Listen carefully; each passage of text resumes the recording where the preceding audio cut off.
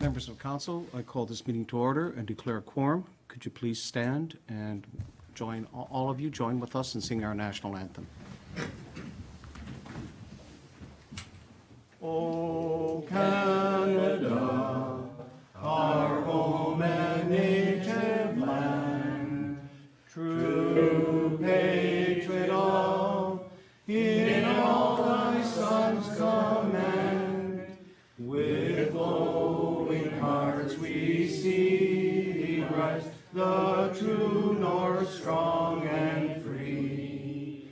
From far and wide, O Canada, we stand on guard for thee.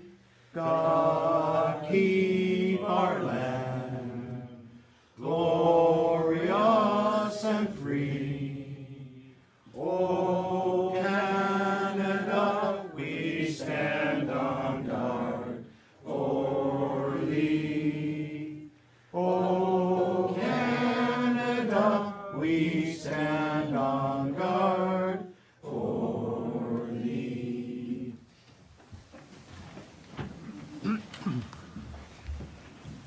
Thank you very much to members of council, to our community members here as well.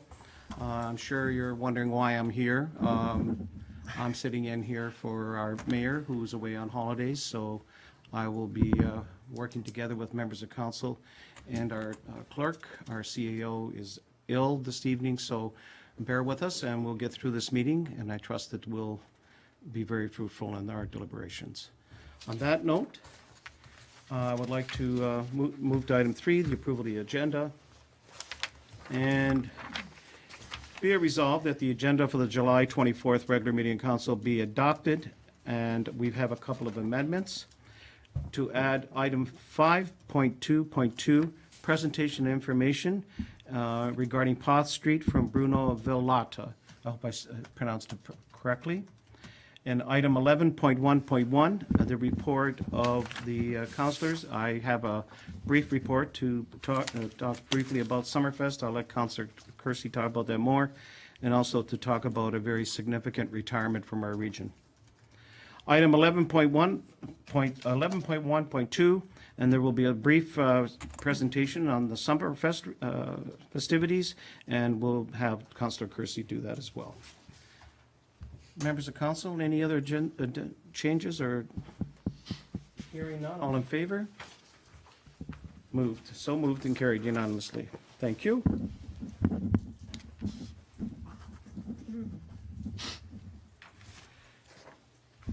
Are there any, item 4, disclosure of any pecuniary interests, general nature thereof, any items? Mr. Chair. None, Mr. Chair. Hearing none, move on. Hearing of presentation, delegations, and regional report.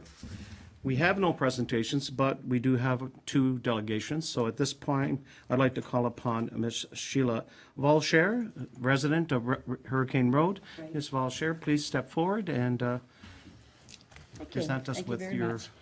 Good evening, council members and Thank you. Hurricane Road residents that have come tonight.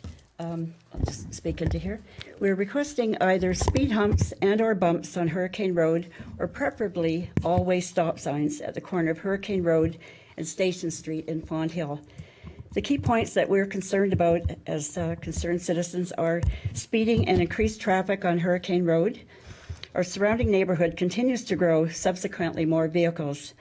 More young families with children are residing in this area, and the present situation will only continue to endanger more lives. Pedestrians, walking dogs, and the elderly are subject to our concerns as well. As a result of the following situations, Hurricane Road continues to be a very dangerous road. Numerous stoplights on number 20 highway have more vehicles bypassing number 20 and using Hurricane Road as a thoroughfare. Peak hours of the day, such as morning, afternoon, and evening commuters, are using Hurricane Road regularly. There has been at least 4 accidents since 2003, with the latest being June the 4th, 2017, and only a matter of time before someone is seriously injured. We also understand that when a traffic survey was done in February 2017, vehicles were apparently clocked at between 46 and 102 kilometers on Hurricane Road. That is just a rough indication of what occurs on a daily basis. Further, it was mentioned to me recently by Sergeant Al Ribbett of the Niagara Police Service, whom I spoke to regarding our issues, that, quote, during the Rankin Run a few years ago, it was noted that Hurricane Road is one of the longest roads in Pelham without a stop sign, end of quote. He also indicated, quote, there is not enough manpower to consistently monitor our area for speeders. Also, as noted by numerous residents who are present tonight, we're extremely concerned and worried about the future. We project this situation getting increasingly worse as further development continues at Highway 20 and Rice Road, as well as Highway 20 and Station Street, respectively. Having lived at the corner of Hurricane Road for 41 years, we have observed many vehicles who do rolling stops and then proceed accordingly. We're hoping that the council, or whoever is responsible for resolving these issues, will take the necessary steps to regulate and slow traffic down on Hurricane Road. It should be noted that many residents have mentioned to me and others along the way that it would be unconscionable to wait for a catastrophe to happen before something is done. We, as taxpayers for the town of Pelham, should be able to allow our children and grandchildren to play on our front lawns without endangering their lives. In summation, we would like to thank Mayor Augustine, is here tonight, Peter Papp, and the rest of the council members for listening to our concerns, and welcome any questions that you might have at this time. Thank you. Thank you, Mrs. Volcher, and also may extend to all the members of the community along there that have signed the petition. Right. A true reflection of your concern, and we take it very seriously. I thank you. On that note, I'll turn to the members of council. Any questions or comments? Councillor Bribniak? Thank you, Mr. Chair, and thank you for the presentation. You're welcome. I have a question and a comment, if I may, Mr. Chair. First, a question. I think you indicated something about speed bumps, and what were the other remedies that you... Speed humps, or possibly, this is what we're really, most of the residents would like to see, a four-way stop at the corner station and Hurricane Road. At least this would slow down the traffic. Right now, it's like just a speedway most of the time, and it's at peak times, morning, you know, at noon, and then in the afternoon as well, at peak times. Right. Rush hour traffic and whatnot. Thank you. So as I take it through you, Mr. Chair, that concerns that people have articulated from time to time about speed bumps and others, you don't have those concerns at all. You'd be quite happy to see them. I believe so, but I believe that most of the residents that we spoke to would really prefer to see if a four-way stop could be initiated at the corner of Pelham and Station. We feel that would really alleviate a lot of, apparently, from what I've heard on Hay Street, there's a lot of humps and bumps there, and people are really complaining about it. So we thought it would be great if we could at least try a four-way stop at our corner at Station and Hurricane. Like I say, we've been there 41 years, and I have observed so many cars that just do rolling stops. And Thank you. Councillor? And a comment, if I may. Sure. Mr. Chair, I shared recently with colleagues an email response that I made to a resident who was pressing me to agree that somehow all the traffic calming and slowing measures that we were taking throughout the town were really occasions for greater hazard and more problems than solutions. And I think that I indicated in my email that I shared with everyone that there were good reasons for why we did what we did. But I would suggest, Mr. Chair, that underlying that request was a view that somehow roads are built for cars and that cars should somehow have the right of way, unhampered, unencumbered, to do whatever it is that they want to do. And I'm really of the view, and I hope the colleagues share it as well, that in fact our roads ought to be designed for people, and that the security of the residents on those roads comes first, and that this kind of demonstration indicates how important and how common a feeling that is. So I hope we can respond to this in some way, Mr. Chair. Thank you, Councillor Rabiak. Duly noted, and we'll continue on with it. Councillor Kersey, and then Councillor Durley. Thank you, Mr. Chair. Again, I'm more a comment than a question. Sure. Well, I'm not opposed to a four-way at station. My concern would be that there's still a fairly hefty stretch from station to 20, which what we often find is that people come up to a stop sign, they do a stop or a rolling stop, and then use the next bit of road to accelerate to make up for the lost time. I think it might be appropriate that we refer this matter to staff for a report to come forward at our next council meeting. Among the items to be considered would be the four-way stop, speed bumps, but I also think we need to look at perhaps in some way limiting the amount of traffic that turns off of 20 onto Hurricane Road. I think if we could address that issue, it would probably reduce significantly, A, the amount of traffic, and B, the amount of speeding. Because people are trying to use Hurricane Road as a roundabout to avoid all the traffic on 20 and the stoplights on 20. So I think it'd be appropriate, Mr. Chair, to refer this matter to staff with a fairly short timeline for a report back. I was thinking perhaps the next council meeting, and then actions could be initiated after that point. So once my colleagues have spoken, I'd be prepared to make that referral, Mr. Chair. All right. Councillor Durley. Thank you, Mr. Chair. Speeding in town is not something new. I'm getting emails and calls about it constantly, and it's just about everywhere in town. People don't stop anymore. I guess everybody's in just too much of a hurry. So I know your specific problem is the increased number of cars that are going down there because of the problem on, or the challenges, I should say. There are no problems on Highway 20.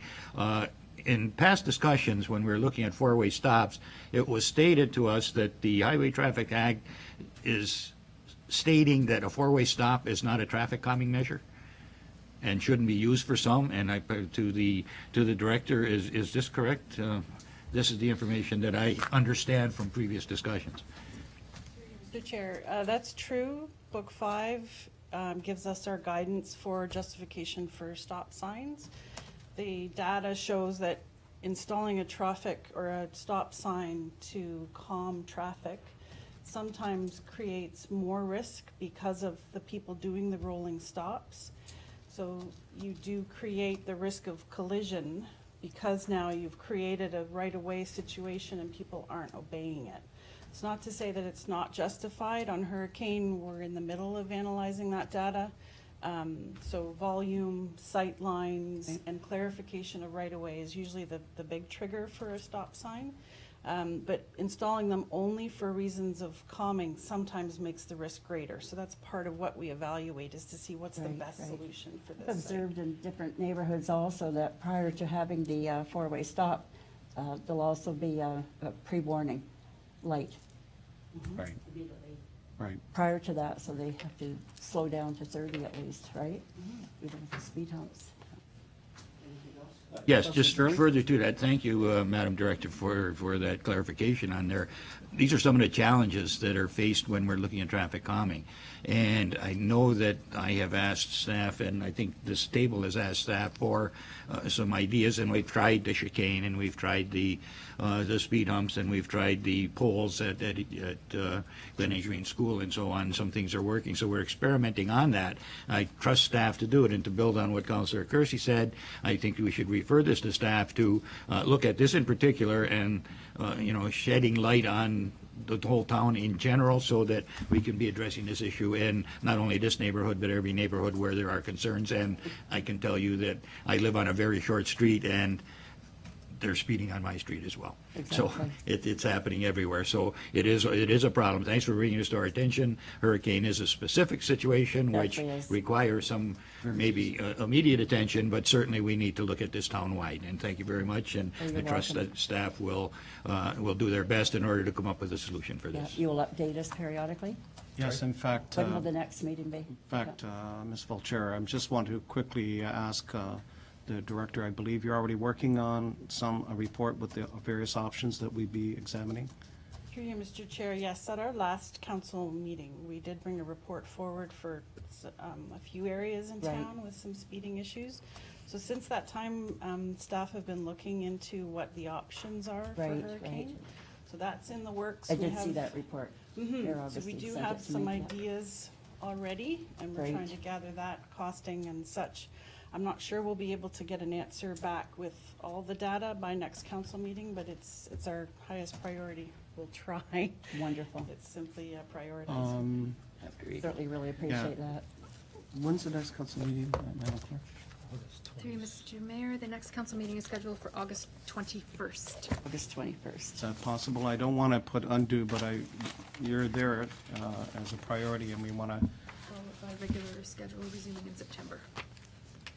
Through you, Mr. Chair, my only reluctance or hesitation is because we're engineering of 3, and we're in capital construction season and planning development So what- applications. So we're just trying to prioritize, but it's on deck, and we will most certainly strive to get so why don't something we back. look, Municipal Chair, and to the members of the community, that look for the first week in September. If things Okay. change, we will notify you, but Okay. definitely, we are examining that very carefully, and I can share with all of my members, all of us have witnessed this. Some of you may or may not recall, a few years ago, Councilor Durley and I were part of a, I can say, late-night study, if you want to call it, on a Foss Road, watching Okay. cars zoom by.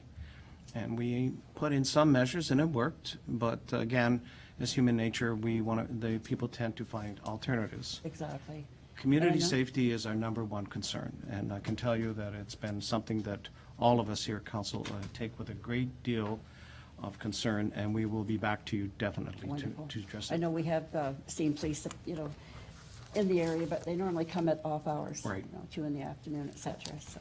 Councilor Durley? Yes, the one other thing, and this discussion Right. has clued me in on this. The streets that are designed now are the old, as Councilor Ribbiak said, they were designed for cars. And that's all the people cared about, the engineering people worried about cars. We know different. We have won awards for being a walkable and a bikeable community.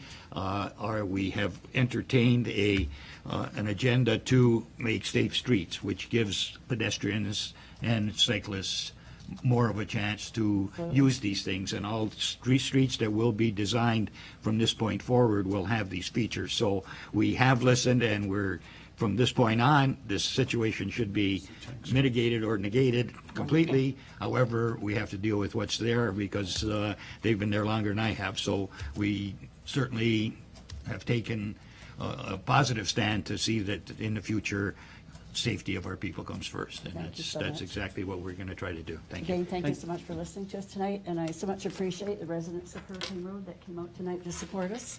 Yeah. And we really want to make a statement. We as well. So we have the following resolution, Okay. moved by Councillor King, seconded by Councillor Durley.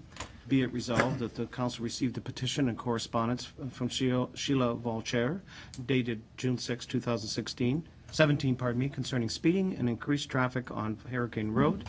This petition be referred to staff for review and consideration regarding the report being prepared on this matter by September 5th. Thank you. Meeting of council.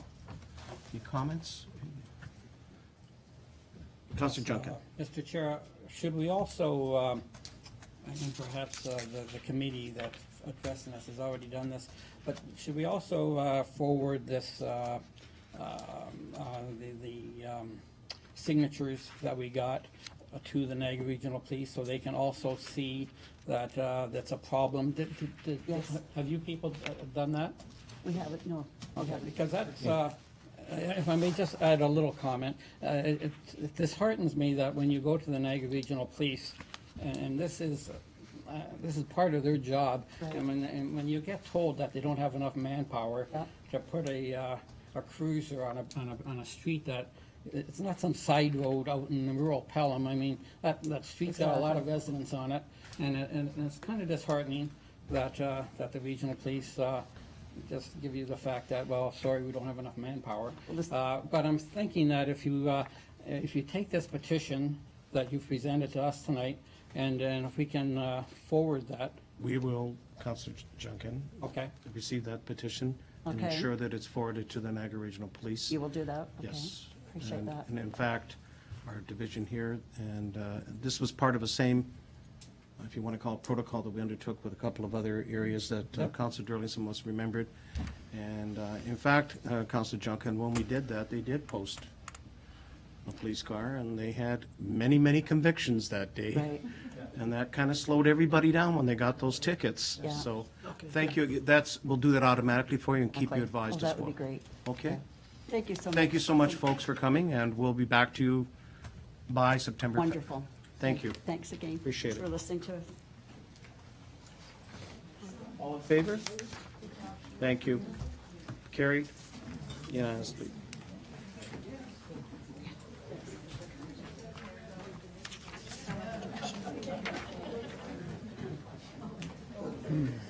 You're not welcome to stay.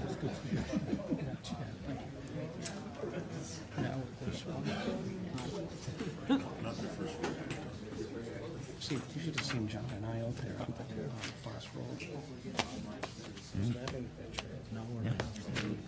Oh, no, I'm not doing that. Don't worry.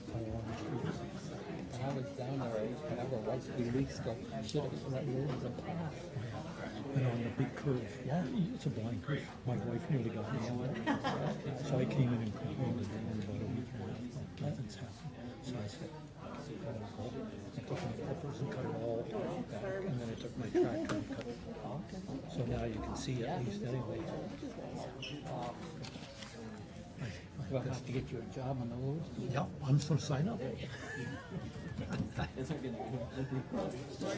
Let's move on. Our second delegation is from Mr. Bruno Vallata, resident of Pot Street. Mr. Vallata, please step forward, and he's so kind to advise us on your request. Hello, members and members of staff, councillors. I'm here, I live on 350 Pat Street from 1990. Mr. Vallata, why don't we're going to hold off for a minute till we Oh, get okay. people cleared out. Yeah. We want to hear you. Yeah. Don't shut the door, but maybe you can ask people to.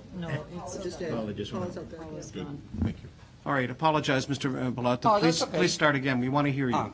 Okay, I'm living on 350 Pat Street, just before the culvert problem in there. I guess everybody you know about it.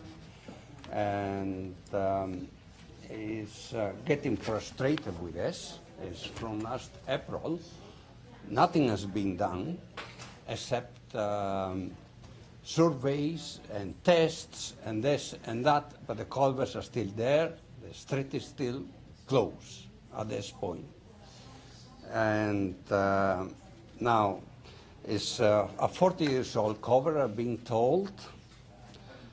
It was already supposed to be due next year on the budget, but obviously whoever make that budget knew they have to be replaced. So it came to the end of this culvert before they were supposed to be replaced. So my still concern, I suggest actually to put steel plates so we can still function on the street. It's not very populated street, but it's a lot of cars going through there too. And now, my first concern is ambulance.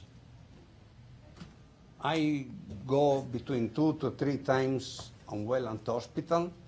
So is my wife, because she has heart problems. She's got a major stroke.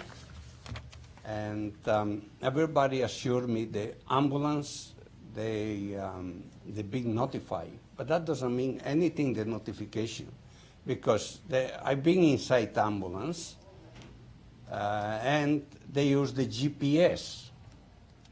GPS don't tell the ambulance which street is closed and which one is open.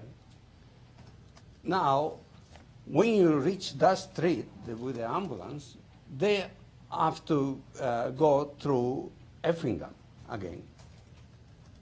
And that is about 4 kilometers delay of an ambulance. Every minute matters. Unfortunately, if it's even winter coming up, that's even worse. The service that we're gonna get. Are you gonna go through that street with clearing the snow? It's a big problem that has to be solved, and I would hope that you understand that it should be solved. It's only a matter of before the winter, because you're going to do it next spring anyway, or summer, or whatever you do it. So it shouldn't be that big problem. And come winter, we usually use Pat and go right to Weber Road, because Weber Road is a clean road. Before any sometime hours, they don't come and clean, and they're still in the afternoon. I mean, they got so many streets to clean, and everything takes time. And we understand that. So, and being that route closed, it is a problem as far as we're concerned.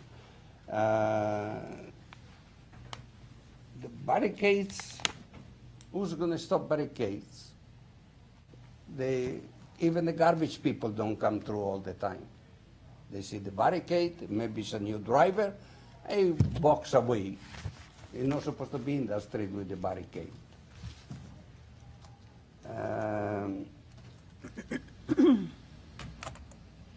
So another thing is, we are there and I pay $4,000 a year tax. If I only one day left, they penalize me. What the township getting penalized for don't fixing the roads? I think they should be fixed. I complained once of the road, and actually the township was very good. It was on the culvert itself. It was a point. It was no any more safety left. All the cables, they used to be cables, and those were all broken and everything. So I complained about that, and actually you done an excellent job on it. You came over, you fix it, and it's good. Because his kids working there, I got grandkids sometimes, they're walking along past street, stuff like this. So you got culverts there. They're about 8-9 feet on diameter. I mean, they're dangerous if you fall there. Well, you done a good job. I'm very proud on that. It was a good service. So this is my biggest concerns on Pat Street. And I don't see why it cannot be fixed this year. I mean, there's no reason. It's only money. I know it's not many people, but for only one person dying because an ambulance late, is one person too many. And thank you for your time. Thank you very much, Mr. Villada. Thank you for, again, making the time here and getting here. It has been discussed, and I've asked my members of council if there's any comments. And Councillor Ribbiak, anybody else? Councillor Ribbiak? Thank you, Mr. Chair, and through you to Mr. Villalta. Thank you for the presentation.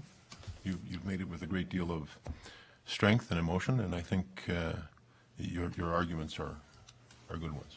So thank you for your presentation. I have a couple of questions, Mr. Chair, but they're really of the director, if I may. All right.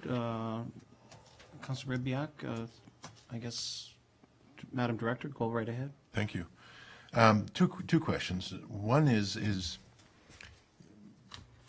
we haven't done anything to provide any kind of safe temporary access across that culvert. Was it never possible to do? Is there no short-term temporary remedy to a crossing like that we might have been able to explore? Through you, Mr. Chair, we looked right when it first happened into a supplier for steel plates to cross the span. What's actually failing, the initial failure was between the two culverts, and these culverts are each 4.2 meters. So you're talking about a span of at least 10 meters. To get a steel plate to span that crossing and have enough stability on either end, we weren't able to find a supplier for that steel plate that would stand behind that span to be used for roadway use. So we weren't able to find a temporary measure because of the nature of the problem being structural. Thank you, through you, Mr. Chair. And second question then is when do we see getting to that crossing? Through you, Mr. Chair, you might recall we asked for a variance in budget to cover the design of the replacement. And we were granted that. The design went forward, and part of that was some of the testing that Mr. Villalta mentioned, which was some borehole testing, as we do with any structure, to make sure that the ground will support what's being proposed. So the design was finished based on an assumption of the stability to be very similar to the Maple Street design. What's come in as of last week were results saying that that stability actually isn't there, and they're suggesting some piles or a foundational structure to support the steel culverts. It can't just be bedded in stone. They feel that the structure won't hold up if we do that. So they've gone back based on these geotechnical reports to modify the design and then modify that construction estimate to come back to council as soon as we have that number and proposed solution. Councillor, you, Mr. Chair, thank you very much. And I guess, Mr. Chair, I would wonder whether there mightn't be other temporary solutions other than steel plates. And I understand the issue with how heavy the plate has to be in order for a span that size. But even if temporarily we were to replace those culverts with other pipe culverts and fill that in, at least until we could get there, it would seem to me that it might be wiser to do that than just leave that road closed the way it is. I'm not an engineer. I don't propose to that as a solution, but I wonder whether it mightn't be looked at, whether we might ask staff to take another look at a temporary solution to that problem until the permanent solution can be effectively and feasibly carried out. Madam Director, is that possible, or is there? Through you, Mr. Chair, it was actually the first thing that we did with the engineering firm. Part of the first discussion with them was whether there were any alternative short-term options that they could see for reopening temporarily that road. They weren't able to offer any up based on their experience also. The culverts themselves, we got quotes a few weeks ago so that we could purchase the culverts ahead of time to see if we could save some costs. The culverts themselves, the two culverts, total $130,000 not installed. That's just to buy direct from the supplier. That's maintaining the same opening size as its municipal drain. So we're not considering at this point changing the size of those culverts or reducing the flow that goes through there in order to get a safer crossing, just because that's the stipulation from the beginning, is that hydraulic capacity can't change. We don't want to incur flooding upstream as a result of that temporary crossing. Anything further? Chair, final point. Since we can't apparently remedy that in the short term, I wonder what we're doing to provide at least emergency access. Mr. Villalta has pointed out a couple of things, probably least of which is garbage pickup. But the more important one is, are we comfortable with the speed with which ambulances and other emergency vehicles can get there? Is there anything we're doing to make that situation at least a bit safer? Madam Director? Through you, Mr. Chair, we notified the regular dispatch for all the emergency services, but that is the first that I'd heard about ambulances not getting that information.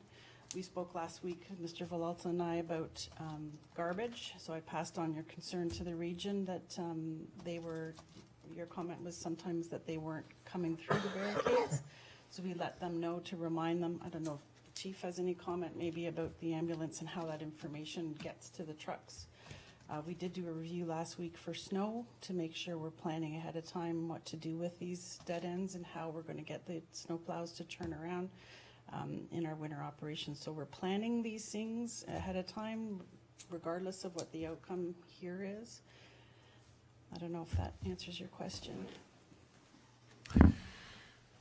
Thank you, Mr. Chair. I don't know either. I guess what I'm wanting to hear from staff is that, in fact, we're confident that in the event of an emergency vehicles will find their way there in a timely way and deal with whatever the situation is. Well, maybe through you, Madam Director, and to the Fire Chief, is that something we need to explore with our emergency services to find out? Or if you've already done that, maybe we can sort of, I guess, come to some verification of what happened if in case an ambulance had to go down there. Or, because usually there are secondary measures that are put in place. Chief, is that a fair statement? I mean, to get out there and fire trucks. Through Mr. Chair, in a fire perspective, District 2 runs that, and they come from the north. From the north. So they'll run Poth or Effingham or wherever the case. Right. There's only one house that this road closure affects that reroutes the truck, and that's Right. the house that's almost on Weber. Right. All the other houses north of the collapse they're on the straight run anyways. It hasn't changed our response route. Okay. It is in our CAD, does come up on our truck, so they Right. know that from this number north or this number south, this is the route that it runs. I agree in your comment on ambulance, because if it comes out of Pelham, they'll run the same route as fire. Right. And there won't be an issue, but you can't guarantee. You can get an ambulance from Rose Avenue, you can get an ambulance from Waynfleet, you can get an ambulance from West Lincoln. So those guys are coming in on GPS, and I agree. I wouldn't be 100% confident that every crew would know that road. Blocked. We know because we're the town, so we're well versed in it. So on a fire perspective, there's no issue. Yeah, I understand that. I didn't even come up with a fire issue. Yeah. Because a fire issue, I know you're coming from north, we are okay. But we don't know the ambulance for when it comes. I agree. And they only use GPS. So, Mr. They don't know the street is closed or whatever. Now, I don't understand all this engineering stuff. Culverts have been there for 40 years, never been a problem, until now they're rotten on the bottom, and they create a problem. So I don't understand all this engineering stuff. I work on myself in construction, and I know engineers how they work, okay? And they work in their own interest. Mr. most Villada, of the okay. times. I have to stop you there, all right? We want to concentrate. Okay, Yeah, with all due respect let's- to you. Let's stop there, yeah. Okay, let's But, work on the solution. Yeah, what about to put some few trucks of stone there, and with blankets, 6 by 12 blankets or something across, you make a little ramp, we can go up and down. Well, let them work on it. I have Councillor Durley as well waiting. Councillor Durley? Thank you, Mr. Mayor, or Mr. Chair. It seems to me in a discussion about this earlier, there were some environmental concerns that things could only be done at certain times of the year. Is this correct? Correct, yeah. Through you, Mr. Chair, that's correct. The MPCA has confirmed with the Ministry of Natural Resources that in this situation, they would allow us to construct outside of that window. We've had that confirmation a few weeks ago, so we've been forging ahead regardless and are just waiting for that final design. Thank you. And just, I wanted to bring that out just to point out that it's not just as easy to put a new culvert in. There's a lot of steps that we have to do that are out of our control, and this is the challenges. If it was just as simple as doing that, it would have been done. But in fact, there are different steps that we have to do, different hoops that we have to jump through, and it's some of the things that are beyond our control. And, I apologize for the delay in that. However, these are necessary steps that we need to take because there's a liability factor involved. If we do something that isn't proper and something happens, then we're on the hook. So, we have to take every precaution to make sure we do it right. And that's, like I say, that's some of the challenges that we face. Thank you. So in the interim, what we'll do is, the point of the ambulance, we will follow up. I want to make sure that, I think it's important that the other dispatchers know that that road is blocked. We are waiting, if I'm correct, Madam Director, there'll be a report on the design considerations and that coming forward. and unless we're reading it wrong, that the actual construction or reconstruction of that would happen in spring or late spring of 2018. Is that fair? Through you, Mr. Chair, the plan I have was to bring the report back as soon as we have a plan. Okay. And with a construction estimate, I've already discussed a little bit With the budget. with the acting treasurer about the options of All whether right. that's a possibility in this year as a variance. Worst case, it continues on as a budget request for capital in 2018. But we do know now there might be some options to get that construction started earlier than July. Okay, so we look forward to that, and we'll discuss those options. If there's that kind of window of opportunity, then we will definitely proceed. Any further questions? Thank you, Mr. Villalta, again for coming forward. If there are no further questions, I'll move to the resolution. Thank you very much. I really appreciate Thank your you. comments. Moved by Council Ribbiak, seconded by Council Durley. Be it resolved, the council received a presentation of correspondence from Mr. Bruno Villalta requesting a culvert replacement on Pot Street, and that it be referred to staff for a review and report. Any further comments, questions? Hearing none, all in favor? Carried. Thank you. Thank you. All right. Move on to reports. Report of Regional Councillor Baden. Thank you, Mr. Chair, and members of council and staff. We had a delay, as you know, a computer glitch, and actually both my computer and my wife's, which obviously got fixed, so we had a little backlog. I'm going to give some comments on some of the smaller items in the end of June report and last Thursday's report. If there's further questions you might have, I'll be pleased to answer them. First one, on planning and development, there was, at the June meeting, a report from the Lagos Government Commission with respect to the Fondale Kame Delta. And it's one that's caused me a lot of concern. I've been in discussion with the mayor. What happened is that the Escarpment Commission staff basically determined 6 objective criteria to determine whether or not lands would be included in the new escarpment plan. And you had to meet at least 3 of those criteria to move forward. Their report came up with 2 only, so therefore put down. However, town staff, the mayor, and regional staff worked together and put forward evidence that, in fact, it met 4 of the criteria and should have been included. We had a pre-discussion in terms of the last meeting, which was held actually in St. Catharines. The staff did not bring forward the report that talked about the 6 criteria. They didn't give the Pelham rebuttal that said 4 of the criteria should be met. And I was quite concerned about that. Matter of fact, very strongly concerned about that. So what I asked for and got full support from the commissioners was, in fact, to go back to staff, first of all, to have staff meet with staff and the mayor of this community to go through all of the 6 criteria. Their first plan was saying, well, no, that was only done for the exercise of the coordinated review. And I'm saying, no, if it stands at only 2 criteria and later we have a discussion with concerned development, they're going to point to that document as being evidence saying it's not worthy. So they did agree to have a meeting with the mayor and members of staff here and at the region to go through those 6 criteria, even though they're currently not relevant in terms of the future, but to repair, if it is appropriate, that report to show that in fact that they met the 4 criteria.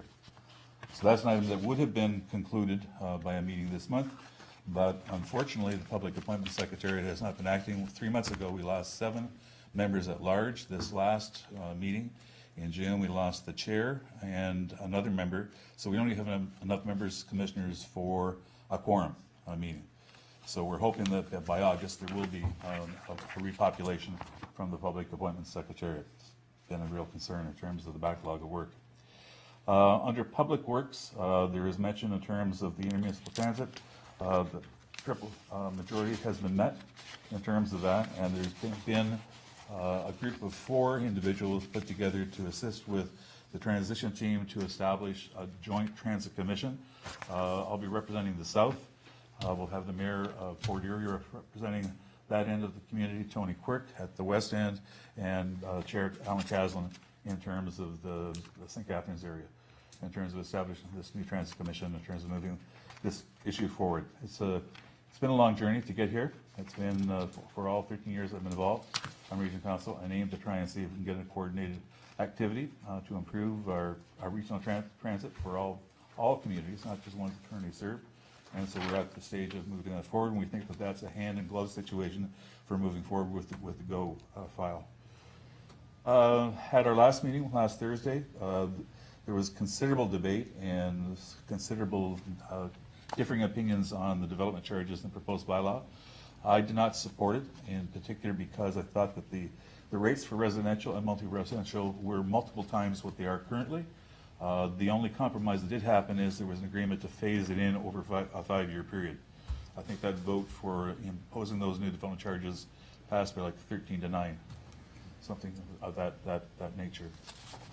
I am concerned under public health and social services from the last meeting. We had basically stopped, with cooperation with the Niagara Health System, stopped the concern about the offload delays at the hospital for about a 2-year period, and it was looking really good. We did add an entire crew last budget round, and that's mainly because of the aging population we've got and the demographics related to the need for ambulance service. But we've had a major spike back to what they were formerly, so considerable work is going on with NHS trying to determine what we can do. The cost of adding ambulance crews is fairly substantial, and if we can, basically, I think it was 13,000 hours were lost. It's a very considerable bite in terms of the paramedic budget. And 2 items on the last page of the last meeting. The first one, the Niagara Regional Transportation Master Plan, has been approved, and that includes both the regular transportation plan as well as the active transportation plan. And I want to point out that we have mentioned the information report there about the Ontario Municipal Commuter Cycling Program. A study was done for the Transportation Master Plan for each community to determine how many people commute and where they commute. And so what's happened is that Thorold, who has the biggest portion of it, we'd like to see consideration of the Thorold, Font Hill, Welland Spur being one of the things for application. We currently don't have commuter cyclists on that, but there is an algorithm that basically says, I think it's 3% of current people who use car or vehicle transportation would consider commuting via bicycle. So Thorold has submitted a plan for that. I've asked the region staff, Reno Vistachi in particular, and Kumar over in Public Works to advance the project from the region, and I'm hoping that there might be some consideration, even though it's short notice, that Pelham also put forward a plan along with Welland. Our sections are much smaller. We have the trail already, but it's a matter, I think, of paving. There may be some sections, I'm not sure, down by the central garage. I haven't been down there for some time, that might need some trail work before it can be paved. But compared to the Thorold section, it's pretty small component. So those are the items that I wanted to bring forward in terms of report. But if you have other questions related to these reports or other ones, then we'll be back on track. Our meetings are not, as you know, the 3-week cycle. We're off from tomorrow until the end of August. So the next time we'll be back will be your second meeting in September for the next report. Okay, Mr. Chair. Thank you, Councillor Beatty. Any comments, questions? Councillor Gribiak. Thank you, Mr. Chair, and through you to Regional Councillor Beatty. Thanks for being here, and thanks for your reports. The question I'm going to ask, I think, has to do with other reports as opposed to these. I think you've invited us to respond to those. I wonder, Councillor Beatty, if you might help me or us understand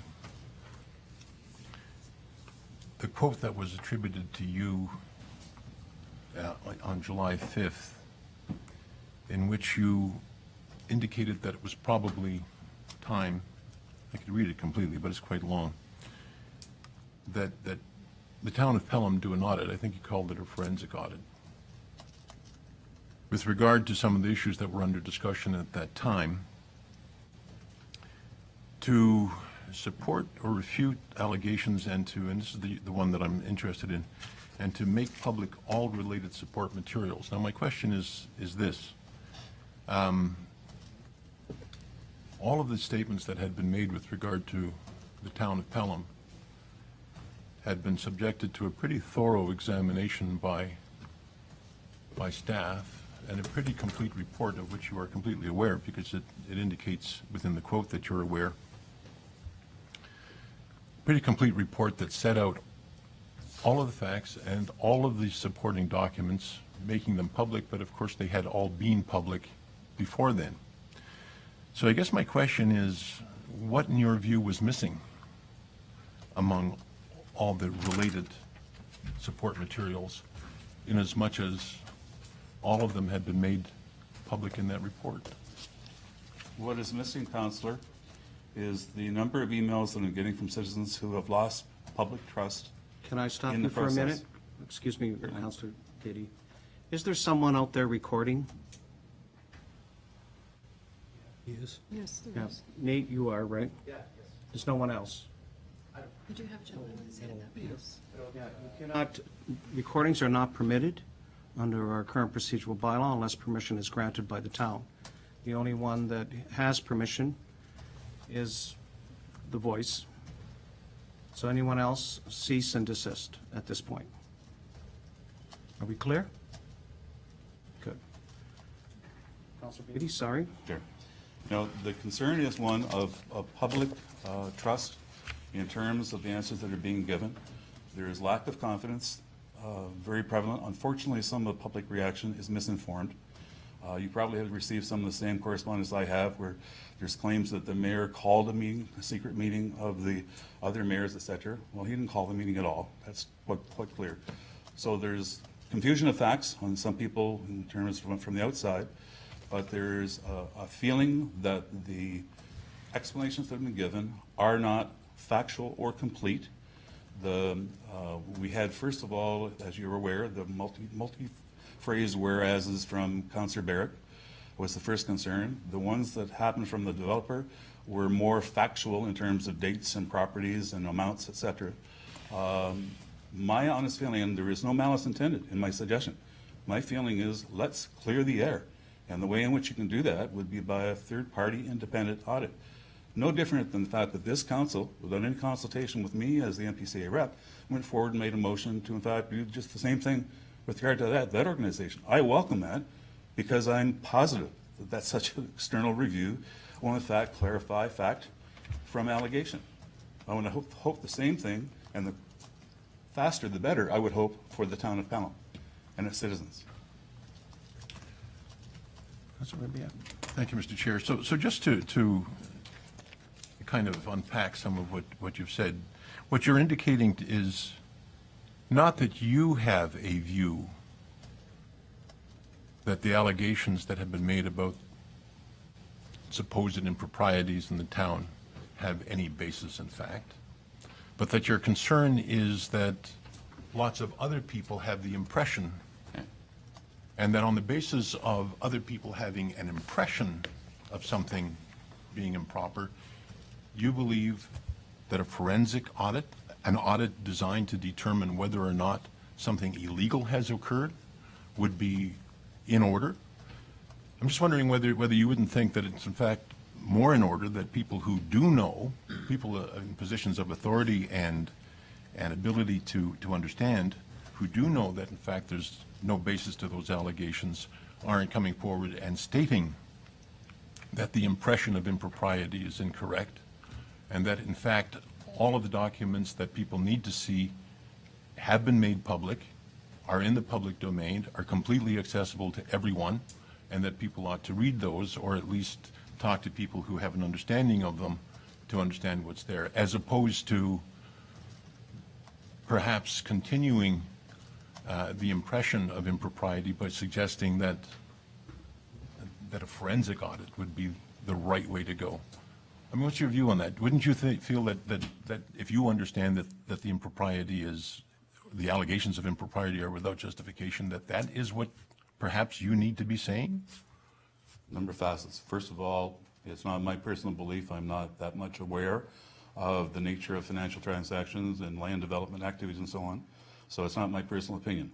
I'm sharing what I believe would be an open process by which you can clear the air on this matter to the satisfaction of all, which will include the mayor and the CAO of this community, as well as the broad sector of the community at large.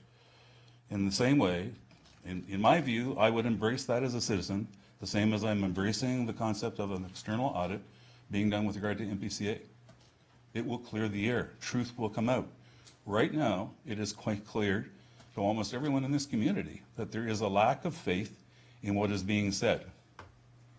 It's continuing by some representatives that I don't necessarily support, but through representatives who sit at the region in terms of the audit committee. There will be another round, I gather, in September in terms of discussion there. I would like to see this issue fully and completely on the part of all parties aired and resolved. Through you, Mr. Chair, you sit on Regional Council, Councillor Beatty. You received all of the documentation that were put forward. I'm assuming that as a diligent councillor, you read those and you had an understanding of them. And on the basis of that, must have formed A limited understanding. As I've told you, I see. do not have experience, but a lot of budgetary experience in my former career, et cetera. But I don't have experience in terms of land transactions, legal matters, property sales, et cetera. Those are beyond my jurisdiction, my understanding. And I'm again, not reaffirming what you said. It's not my opinion that there's something wrong with what's going on. It's the public at large, and I'm inundated by emails. And I don't, my full feeling is it shouldn't be the region's business, to be quite honest. It should be the town's business. But I think the town itself would be well served if it initiated a process of doing that. through you, Mr. Chair. So just to follow that along, number one, you have a limited understanding of what the issues are, apparently even after reading the documents. I have no experience in those matters. But you said it was a limited understanding. Yep. And that you don't have experience with these matters. And yet you felt confident enough in the position to feel that a forensic audit would be the right way to go. Yes. Does that not strike you as being? No, what strikes me as being strange, Councillor, is the fact that you as a council wouldn't even consult with me on one issue with regard to MPCA. That you would in fact go into closed session and pass a motion that would, if it were passed and supported, would prevent me from being further appointed to the MPCA. Those are the things I mistrust. On a point of order, I don't know where you got that information from. From the From Ombudsman somebody, if it's somebody on this council, the Ombudsman of the Province of Ontario. so you secured that particular piece of information. And on that basis, if I may, I think when you're discussing this whole issue, I struggled with this a great deal. We have supplied all the information. If there is some contention that there's something wrong, I do agree with you. Let's resolve it. Let's resolve it publicly, openly, and truthfully. The minute I saw that word, forensic audit, there is no misappropriation, illegal tactics, nothing going on here. And unfortunately, in all my career as well, which I've spent most of it in the municipal government, it's reached this stage where this is where we're at. My concern is that this has also affected, if I may, people who are interested in investing in business-wise, because what they have is the conception or the understanding somehow things aren't right here. So I'm not sure whether it's an audit, I'm not sure what it is, but I do know that we need to put a stop to this. This has to come to an end. We worked collectively together as 12 municipalities with the region, since I was employed with the region, and I know how this works. And I do not like to see this type of, back and forth going on. It doesn't produce anything of positive value. Notwithstanding that, and I'm not as well versed on all the financial transactions and that, but what I do trust is I trust our staff, and I trust, because when those things are said, it also reflects on all of us, Councillor Beatty. Because we've taken an oath, and that oath we stand by. And if there are issues with particular members of this council or staff, those should be done one-on-one, or at least with the opportunity to clear the air. I'm not so sure that that's what's happened here, and I'm unfortunately getting the sense that we're continuing on a journey of which I'm not too happy with whether there's going to be any sort of resolution, unless there's willingness on people to sit down, work through this with the understanding that we're not looking for any, misappropriation, misconceptions. Insofar as you said that it's the regions, it isn't their business, it isn't. It really isn't.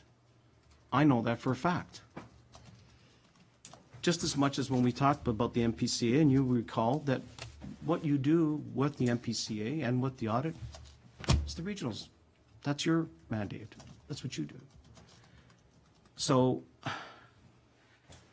I'm frankly just bewildered. I just can't explain how we can get up in a situation where things are presented and all of a sudden it seems like we're in this position where we're trying to, I feel like we're in, what do you call it, in a court with Judge Judy trying to defend ourselves. For what? The most thriving community, bustling, very cooperative, collaborative. I understand your frustration with having obtained that particular item, but it never went anywhere. Never really went anywhere. And there was a lot of dialogue that went on to ensure that. So, going, I can say, one for one doesn't work. Not in this venue. I would rather we concentrate on those things that we are able to do well together with the region, well together with not just us, but all the 12 municipalities. Councillor Durley. Thank you, Mr. Chair.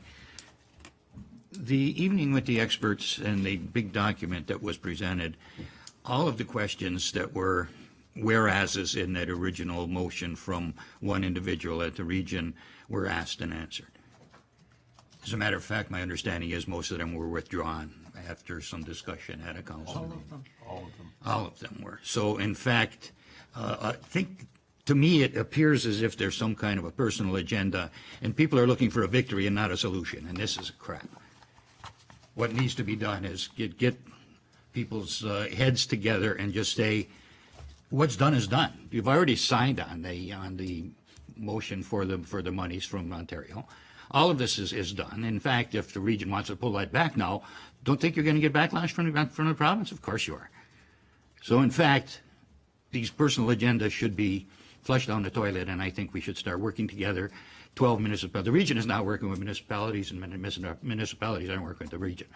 Now, we understand that Port Colborne just got or asked for some some debenture money from the region as well. You know, and a lot of things are happening at the region and through other municipalities, and not a word is being said. But we do something, and if one individual starts the ball rolling and gets support from 2 or 3 others in a beautifully orchestrated fashion, and it all blows up to this. All of the answers are in that 350 or 325 page document, and in fact, that is the forensic audit that people should be looking at before they open their mouths. Thank you. I sat through the session that you held here. I wasn't able to attend the expert panel because I was ill at the time, but I listened carefully in terms of, it was over 2 hours, I believe, that you ran through those items one at a time. I listened very attentively to that. But what I'm saying to you, which I'm assuming you're not hearing from the public large, I am hearing ongoing concern that they have doubt in that. I'm hearing negativity about what happened at the expert panel from individuals. That's not my perception. I wasn't there.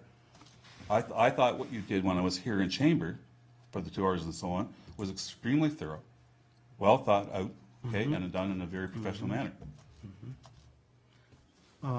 Councillor Christie. Thank you, Mr. Chair. Councillor Beatty, I'm not here to beat you up or anything. We're here to have a conversation. The truest thing that was said in your quote, in my view, was that it's not the place of the region to resolve this matter. And yet the region continues to interfere with our business. The very fact that they allowed a developer, Mr. Hummel, to appear, the very fact that the regional chair did not determine the point of order that was raised by our mayor and allowed that man to proceed, a gentleman who actually had a very clear personal agenda, having had 3 of his proposed developments turned down, 2 of which were turned down by Committee of Adjustment, had nothing to do with this council, one of which was turned down by this council because it did not comply with the official plan. So he was upset. He's angry that he wanted to get into the ground and get his development going, and for very good reasons, those 3 particular developments were turned down. None of that came out in the story, the presentation that he made. It was all about how we're feeding other developers and it's underhanded and all of that sort of stuff. And I don't think there's any way that we can provide enough information to offset that. If he sat down and read our park dedication bylaw, if he understood the Municipal Act and the Planning Act, he would understand very well how we came to the values that we came to when we paid that gentleman or that developer for that parkland. He would also understand that we must comply with the laws of the land. If he had sat down and taken time to read the documents that we've already provided, he would understand that a lot of the allegations that he made against this council and our senior staff were in fact false and bordered on entering into a lawsuit. So when one of our colleagues, a gentleman that I always felt that we could rely on, comes out and says this, what was said in this paper, it's concerning to us. And I understand your parallel to the MPCA, but the MPCA has not responded the way we've responded. We came out immediately with a 335-page document that answered all of the allegations in the original Barrett motion. Not only that, we spent money and engaged our experts that we have consulted all the way along through all of the process, through every step of the way. Every document we've entered into, every transaction that we've undertaken has been vetted by experts in the field. Not the people sitting around here. We received reports. We went beyond our staff's expertise and relied on outside expertise before we proceeded to ensure that we were in fact on level ground. We've just come through a 2016 audit. For the sixth year I've been on this council, 6 years, 7 years, approaching 7 years, we have never once had a management letter. No. Why did we not get a management letter? Because everything has been found to be correct and free and clear of any hint of illegality. And during that audit, they look at all of these surrounding documents. So to call now for a forensic audit, to prove what? We've provided everything. The auditor is going to look at the exact same documents that they've already sat on the night of the expert and spoken to and said everything is in order. Our lawyer sat on that council and said everything is in order. So I don't understand, other than to appease a small group, and I'm going to use the word a small group, who make a lot of noise, who have probably not read the support documents, B, have not read the legislation, or don't understand the legislation that govern our actions, but continue to raise issues at the region, and the region continues to allow this whole nonsense to continue. So we do a forensic audit, we'll probably be accused of hiring an auditor who is in cahoots with us, and that the audit's going to be tainted. So the only way we can put an end to this is, I think, we've come to the conclusion, we've provided enough information, we've answered all the allegations. I personally feel we should provide the region with absolutely nothing more. There's nothing more to provide. And if the audit committee wants to continue to look at our statements, go right ahead.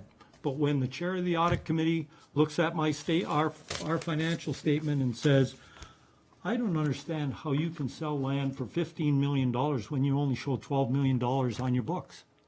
Tells me he doesn't even know how to read a financial statement, because that 12 million represents cost. It does not represent current values.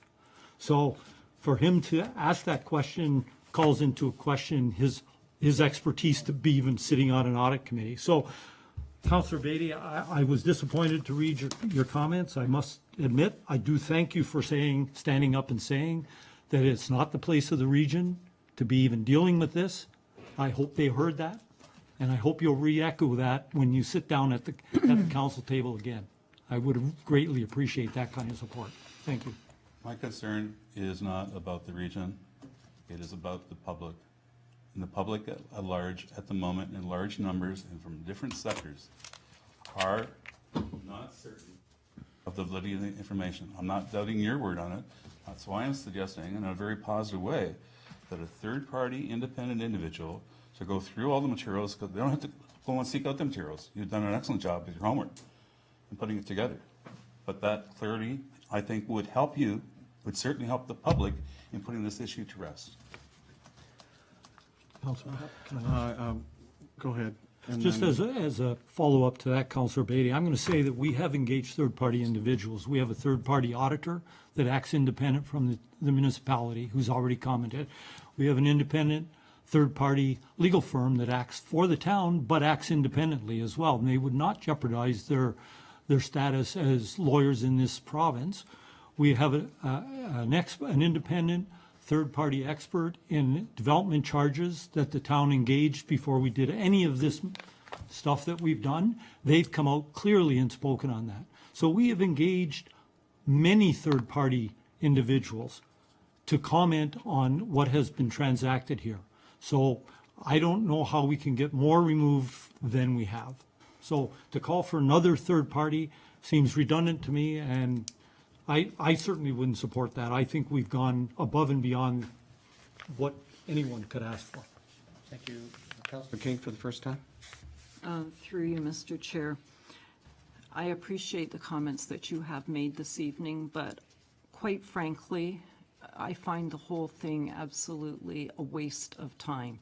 And if the general public has that opinion of the town of Pelham and the work that we have done, then clearly they don't listen to, first of all of the awards, all of the progress, all of the development that we have undertaken, and the kudos that we have received from provincial ministers on down.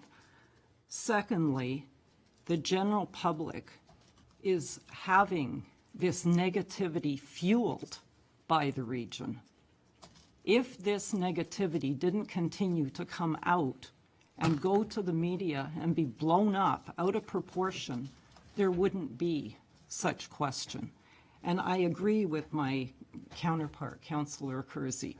It is a small group who's taking this to ultimate proportions when we, in fact, have clearly put on the table and out there by third parties, by experts, by documentation, exactly where we stand, what we've done, and the fact that we have done nothing wrong. Thank you, Mr. Chair. Councillor Ribbiak. Thank you, Mr. Chair. Just a couple of final points. With regard to the comment that this was somehow in response to our response to the NPCA, you'll note, Councillor Beatty, through you, Mr. Chair, that what we had suggested was a systemic change in order to deal with issues in the future. It wasn't a personal response. I know you may feel that it was personal to you because the systemic change might have had an impact on you, but it was really meant by us as council to deal with the system as it was and the issues that might arise from that. And it was a fairly mild response even at that. So that's one thing. But the other is with regard to this view that somehow out there's a huge number of people who have the impression of some sort of impropriety that's going on here. There's an awful lot of this going on around the world these days. The fact that people with an agenda, cynically, who know better, nevertheless put out a word that they understand not necessarily to be true, understanding that people are relying on them because of their apparent expertise, and therefore begin to understand that and begin to repeat it. So you have people who are cynics, and then there are those who become the victims of cynics. And one of the behaviors of the victims of cynics is that they articulate and re-articulate what they think they heard, and that's the impression. It's an impression, it's not a reality. So the question that you, I guess, need to answer, probably to yourself, but I wouldn't mind hearing the answer either, is what side of that equation you're on. You know, are you the cynic who knows better, who's articulating something different in order to get an impression made? Or are you one of those who are hearing others and saying, you know what, that has the ring of truth to it, and I think I'll just re-articulate this thing mindlessly? I think you have an opportunity, and you have the obligation, more than the opportunity, to really understand this issue and be able to articulate what is true about it. And if you have a limited understanding, I would say that it's your obligation to fix that. I think you can come to understand this really, really well and articulate what is the truth about this whole situation. Those are my comments, Mr. Chair. And if I may, Mr. Chair. Go ahead. Just to summarize here. In all things in life, there's perception and there's reality. And unfortunately, as I'm witnessing it right now, perception is getting in the way of you getting on with the job. That's right. Without any accusation. And I hurt for you for that. So in that sense, my recommendation was not one in any way malicious. It was one of saying there is a way of solving this, in my opinion. In the same way as I referred to the other organization. An audit is more than welcome because it will clear the air. At the moment, the voices that are speaking out are not being heard because of these perceptions that are in the way. And I know that there's one small group, okay, that has a nickname or an acronym, but the comments I'm getting are from a broad spectrum of age and people in our community and from different parts of the community. And my suggestions are, one, to say I would like this matter to be fully resolved, put out of the way, and no longer hamper the perception of the good work that this council wants to do. That's correct. And it may not be the route that you would agree with, but it's one that I think would, in fact, put an end to this ongoing saga. And you're quite correct. I don't, and I put it in my comment. This isn't the region's business. This is yours. But unfortunately, it's clouded in the eyes of many people. I'd like the cloud to disappear for you. One more. One more, Mr. Chair. I would just like to hear from Councillor Beatty that in fact he's going to go forward and articulate at least what he said here this evening, which is that he's really looking at an independent external look as opposed to a forensic audit. The reason I make that point, Mr. Chair, is that a forensic audit clearly carries the implication that we, as council collectively, but individually, that we are somehow crooked. And that, sir, is an implication that I resent to the bone. As do I with MPCA.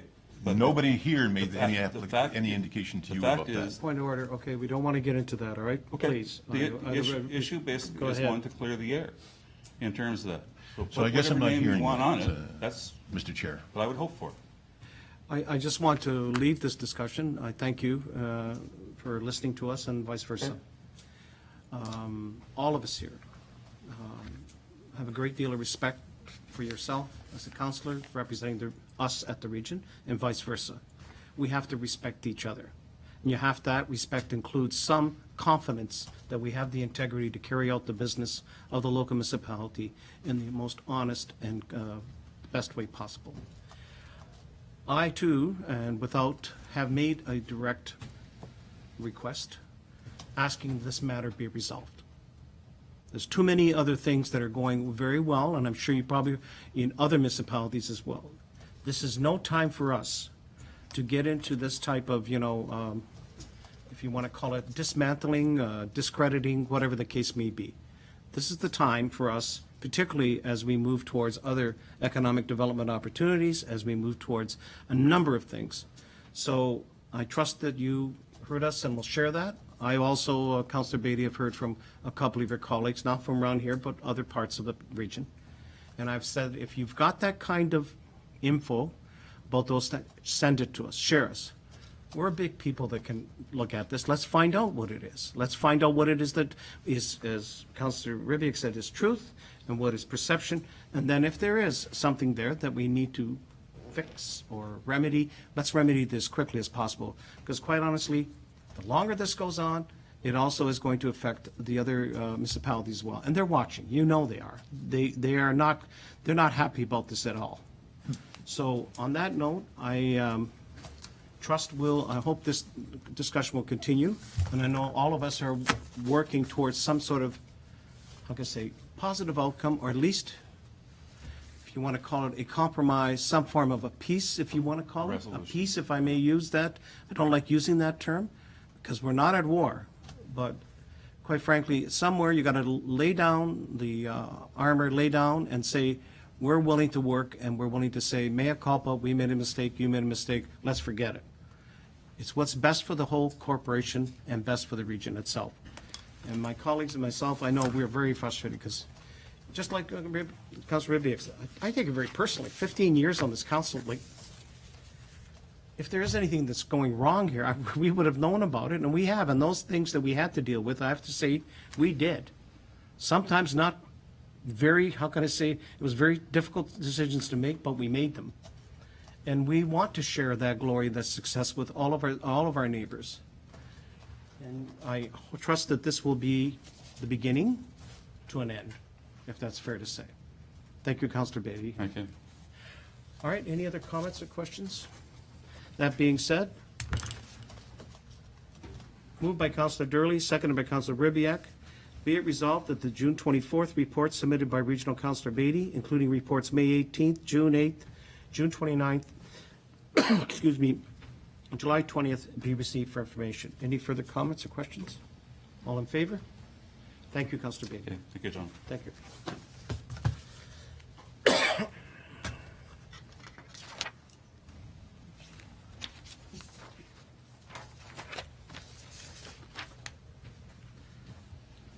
All right, item 6, the adoption of minutes. Moved by Councillor Durley, seconded by Councillor Ribiak.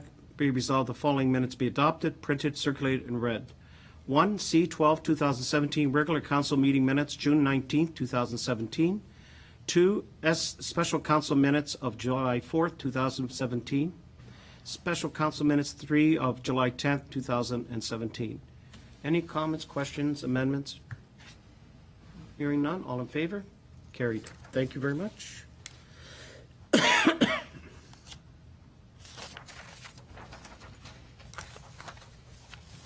Sorry, I should have said, there's any business arising from the minutes? No. None. Thank you. Item 8, any items that you wish to list from the consent agenda? Councillor Durley. Thank you, Mr. Chair. I'd like to lift 956, the resolution from the City of Niagara Falls. Okay. Any others? Hearing none, then therefore,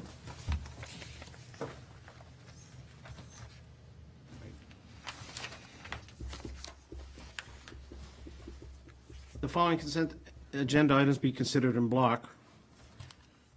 And I know I'd like to do this, I don't want to read them, but anyhow, I'll have to do it. I was going to say accept all of them, but 9.1, recommendations arising from Committee of the Whole and policy priorities.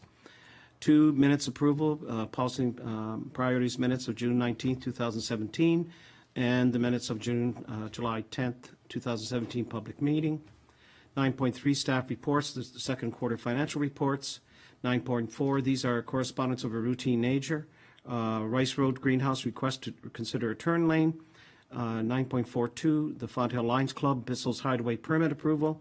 9.5, information correspondence items. Ministry of Municipal Affairs, the provincial land use plans. 9.52, the regional police, the legal storefront operations selling cannabis. 9.5.3, Niagara Escarpment Area Municipalities Conservation Authorities, the updated Niagara Escarpment Plan.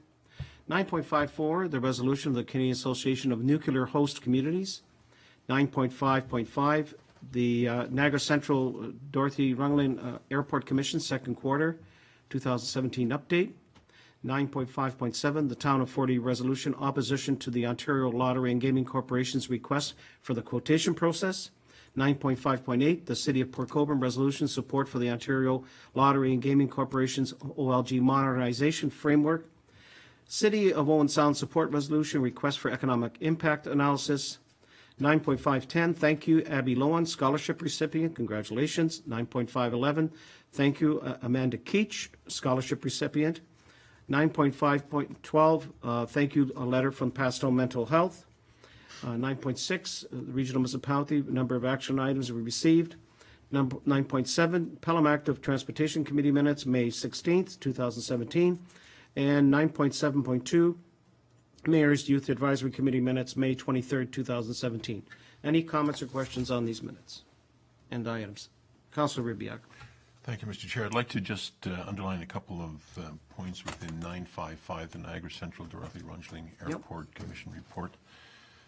Just to bring to your attention a couple of points. First of all, with regard to the requirement by Regional Council that we complete a Phase 1 and Phase 2 environmental impact assessment as a prerequisite to the region continuing its discussion and consideration of taking up control and governance of the airports, both Niagara District and Dorothy. Niagara District has determined that they are going to go ahead with the environmental impact assessments, and on that basis, Dorothy, the NCAC, the Commission, has determined that really we need to do the same in order to ensure that the region has an equal amount of information on both institutions, so that as they're making their decisions, they can have all the information in front of them. We had set aside some money in the budget. As it turns out, I guess, if it's good news at all, is that it looks like the cost of an environmental impact assessment is going to be considerably less than we had anticipated when we were putting together a budget. This is going to be important because some of our stakeholder municipalities have forwarded the budgeted amounts but have held back on the environmental impact assessment because they wondered whether it was really money worth spending. We've got to spend it. We'll be no doubt going back to those municipalities and asking for the money, but it'll be a lot less money, so maybe they'll feel a little bit better about it. Second, just want to talk about the discussion that had occurred within our quarterly reports over the last year or more with regard to the debenture.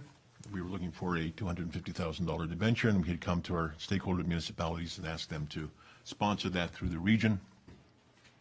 The municipalities determined on the basis of their own logic, starting with Pelham, not to apply for a debenture, but rather to forward the money directly to us in the form of a grant. Three other municipalities followed suit. The fourth determined that they wanted to present that money on the basis of a loan agreement with terms that probably were a little bit more stringent than those that we had anticipated through a debenture.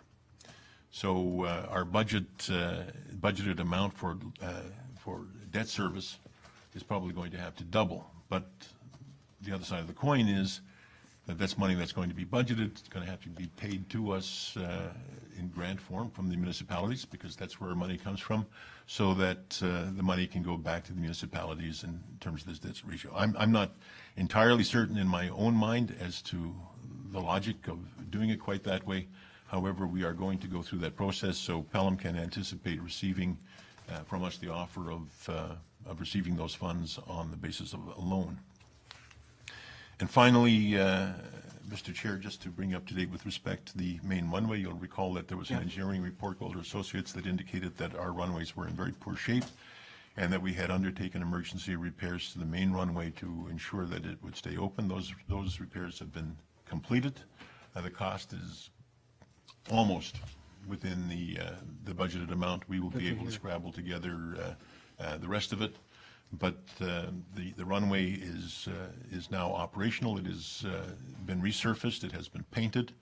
And even though this is a temporary emergency repair, it will be good for 10 to 12 years. So it really puts the can far enough down the road that it will be a whole new question when we get to it. So those are my comments for those who may be interested. Thank you very much. That is a major step forward with that runway repair.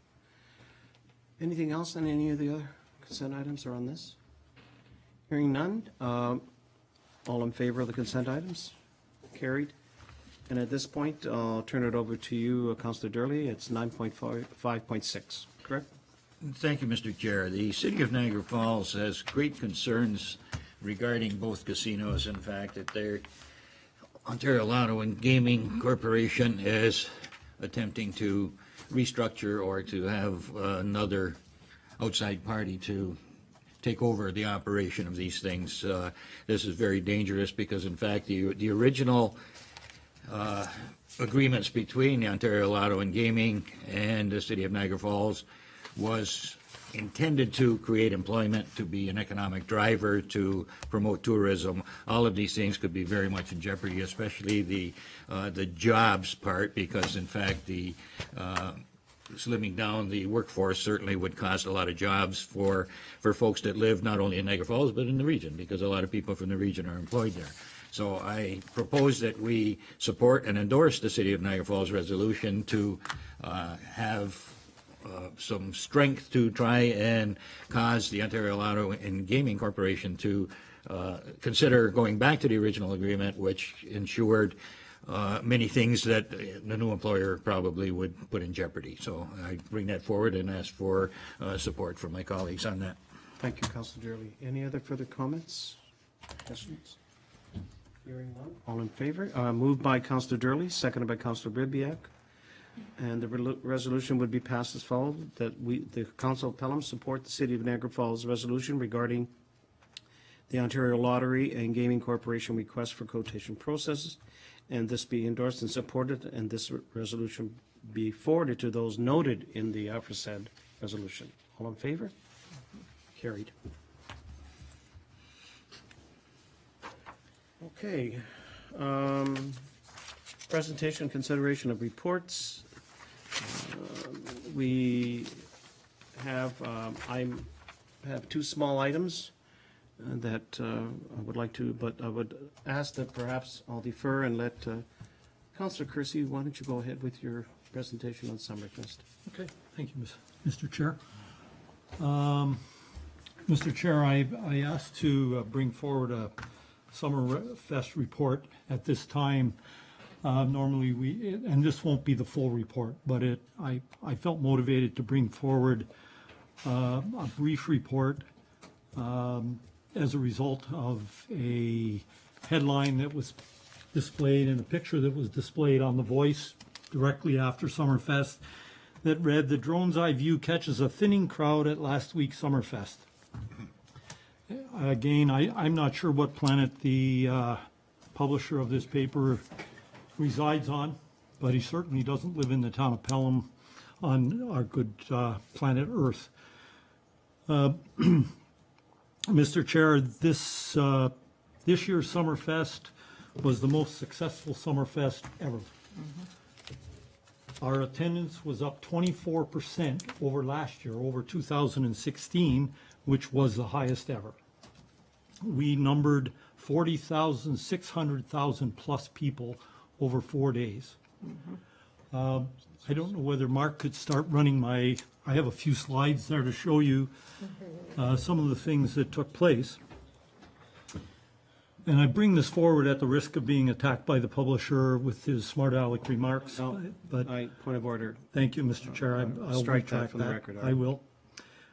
But I bring it forward to demonstrate, in fact, it was an extremely successful event. Right. And I bring it forward to bring thanks on behalf of the committee to all of staff that participated, to all the volunteers, and personally to the committee that put forth a year's effort to bring forward such a successful event.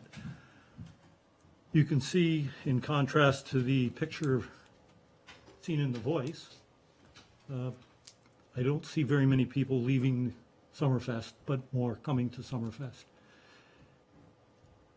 And this was the type of crowd that we had all weekend. This is Saturday night, I believe. Mm-hmm.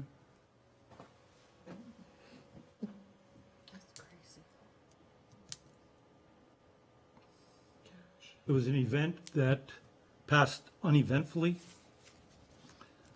The feedback that we have received has been overwhelmingly positive. And again, it was an event that took a large number of people, concerted effort to put on and bring forward in this community. And one of our entertainers seemed surprised by the Voice's report. And we all came to Chill on the Hill in 2017 and had a good time. And I thought a license plate that was captured by our photographer on Sunday, and hopefully it'll come up, Gotta love it. captured it all. That's it. You gotta love it. Gotta love it. So, thank you again to Thank all you. of our staff, volunteers, to members of council who stepped forward to bring forward this excellent event for Pelham. A more fulsome report will be coming forward, Mr. Chair, probably the end of September. We've given everybody a little bit of time off. We'll then sit down shortly and start taking it apart, analyzing it, put some numbers together, and bring forward a fulsome report at the end of September. Thank you, Mr. Chair. Thank you, Councillor Kersey. I was just going to add that, exactly that, to thank you, the members of the committee, the members of the volunteers, and also I want to thank all the members of the community that showed up. 40,000 of them showed up, and I must say that being here when the original one started, and some of us have been here, it has exploded to be something that I think will be not only in the top 100, hopefully it'll be one of the top 10. Because it definitely brings together different aspects of community engagement, and I was just thrilled. I think everybody, and I heard nothing but positive remarks. Very tiring, and I know it takes a lot of effort in planning, execution, and more importantly, everybody had a lot of fun. So again, thank you to the members, to the volunteers, the staff, and I give a big thank you to all the members of our community, our constituents that came out from not only Pelham, but from all across. I don't know what the numbers, there were a significant number of people here from outside the area who came for the first time, and we're thrilled. That'll all be broken down in our Thank fulsome you. report, Mr. Chair. Thank you so much, Councillor Kersey. Any comments on that we received this, do we need a motion, Madam? No. It's a verbal report. Verbal report. All right, my second verbal, I've already gathered that my second verbal report is just to acknowledge and thank profusely on behalf of the town of Pelham, and I know the mayor will and the regional councillor. We lost probably one of the best chief of police that we've had in years. I personally knew Chief McGuire very well. In fact, a couple of his family members worked for me when I was working at the United Way. And he brought a whole different aspect to policing here in the region of Niagara. And even though we didn't have a chance to formally thank him, I wanted to, on behalf of the town of Pelham, is to thank him and members of council for the effort that were undertaken. Very dynamic man, very personable man. He understood policing, he understood community policing, and we wish him well after spending 40 years in the community on that aspect. So thank you, Chief. Hopefully we'll see you again somehow, and hopefully I understand he's going to stay in the area and live here, so thank you again. Great. I think that was it. Pretty well. Okay. Now, staff reports. First report, 11.2.1. The cankerworm, gypsy moth caterpillars in Pelham trees. And it's been moved by Councillor Kersey, seconded by Councillor Ribbiak. Be it resolved that council receive the public works report, cankerworms and gypsy moth caterpillars, and then council direct staff to include a contingency for pest treatment in the facilities and beautification operation budget request for 2018. Comments or questions?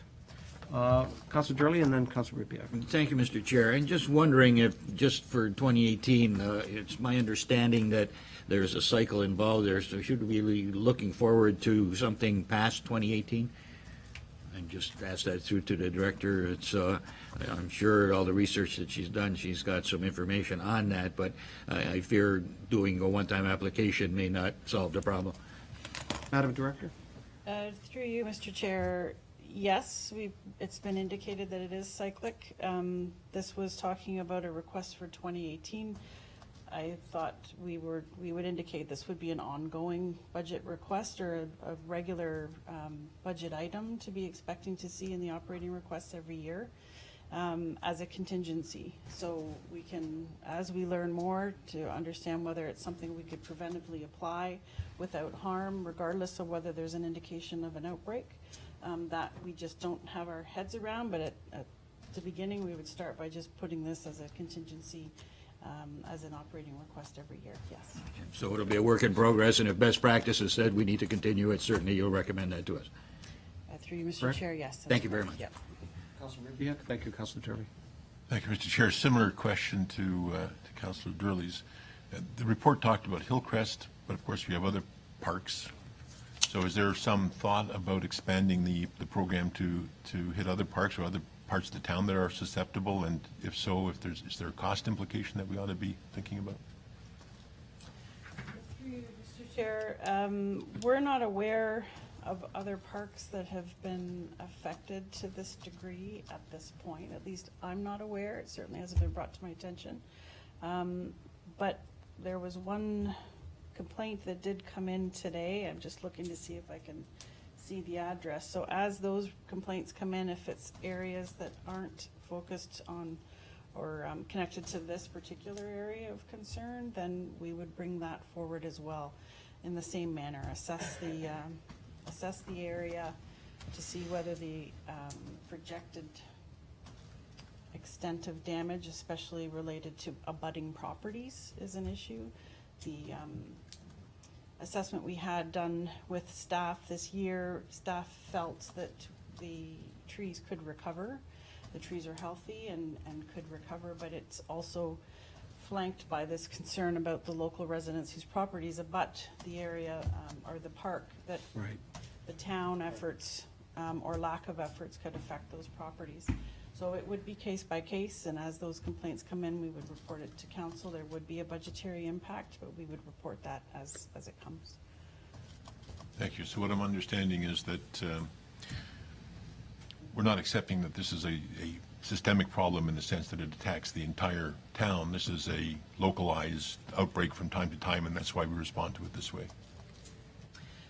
Through you, Mr. Chair, I'm not sure I can say that. I don't have enough information from what we've been given. It's certainly systemic across southern Ontario. We're seeing it in pockets, and the Conservation Authority had acknowledged that, Natural Resources Canada as well, but not that to the point they're calling the infestation a devastation to the trees, a permanent devastation to the trees. So it's that balance of letting nature run its course with what is there permanent damage that could be raising the risk level on this. So we're getting indications that it's in other municipalities as well, but it's not like a Dutch elm or ash borer that every tree is necessarily affected, at least not that we've seen yet. Thank you. Through you, Mr. Chair, thank you very much. I'm happy with that. Thanks. Councillor Kersey? Thank you, Mr. Chair. I have 2 points. First point is that my understanding is that the individual or the firm that applies this BKI, I guess it's called, is getting, BTK, pardon me, is getting pretty well booked up for next year. I'm wondering whether we should at least make contact there and get our name on the list. And if we find we're not getting an infestation, to remove ourselves, as opposed to finding ourselves in a position where we're getting infested and we no longer can get on a list to get applied. So I think that might be worth looking into. I don't know, Madam Mr. Director? Chair. Through you, Mr. Chair, we would just consult with the acting treasurer about the procurement rules related to that and securing someone without having the Right. budget, but absolutely, if there's a way we can get on their potential list, we would consider that for sure. Or let's, yeah. Councillor Kersey? The other thing, Mr. Chair, I think what's worth having a conversation about now is how do we deal with the adjacent property owners?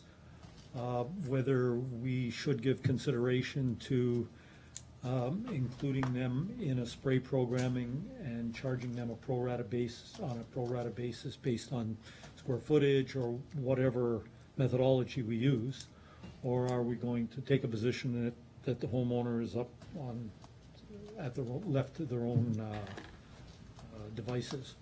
So I think it's a worthwhile conversation to have, perhaps now that we're considering it. Go ahead, I was just looking, go ahead, Councillor. Yeah, I think we had this situation Yeah. through you, Mr. Chair, a few years ago, and we did consult with all of the neighbors. As a matter of fact, the neighbors brought it to our attention, and at the consultation part of that, they agreed that they would be paying some on a prorated basis. So perhaps it's a great idea that, you know, staff put out a notice to say, we're going to do this to our property. Do you want to be part of this as well? And to have this conversation with them, I'm sure many of them would be more than willing to offer some monies to what would be beneficial to their properties To as do well. that. So it's a great idea. Yeah, I think that'd be great. So let's consider that there'd be some resident contribution towards the program itself. That was done, Councilor Durley and I remember that quite well. Yeah, I think that'd be a great idea. Any other comments or questions? Hearing none. So as mentioned, moved by Councilor Kersley, seconded by Councilor Ribbiak. Be it resolved that Council receive the Public Works Report, cankerworms, gypsy mouth caterpillars, and that this be referred to the 2018 budget for operating finances. All in favor? Carried.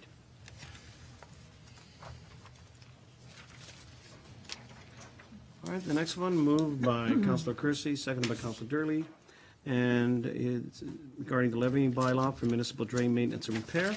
Be it resolved that the council receive this community planning and development report regarding a levying bylaw for municipal drain maintenance and repair, and that the council adopt the levying bylaw to levy the cost of maintenance and repair to the Big Creek, Disher, Ridgeville, and Keenan drains.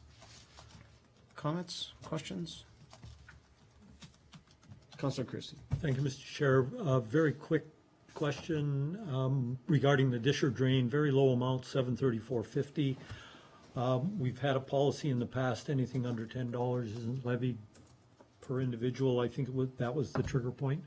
Could I have either the treasurer or our director comment on that, how we're going to proceed with that? Thank you, Mr. Mayor. Through you, the policy says that anything that is $10 or less will be added to the tax roll, so they don't get an individual bill. Thank you for that clarity. Thank you, Madam Director. Councilor Junkin. Yeah. So, you have to excuse me, this is the first time I've got involved with municipal drains as anything.